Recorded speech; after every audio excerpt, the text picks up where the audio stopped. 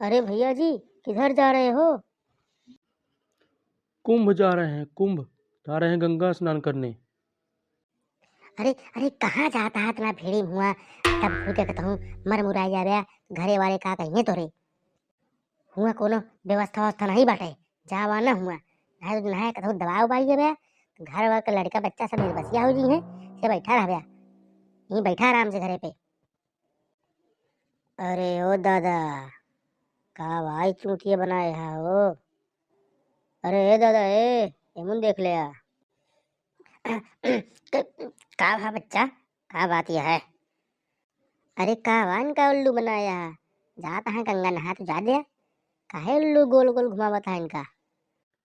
देखा भैया, हम जात ही तो हमका बहुत परेशान करे यहाँ। कहा तहाँ महाकुंभ मेला में जाबे तो वहीं दबा बुआ के मर जाबे। घर द्वार छूटिए निर्बसिया हो जाबे। लड़का बच्चा सब निर्बसिया हो जी हैं।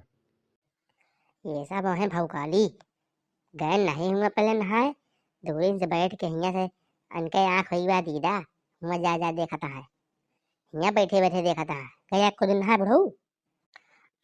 अरे बच्चा, हम तो जा नहीं पाए लेकिन लड़के बच्चे गरहन बतावत रहन बहुत भीड़िया है।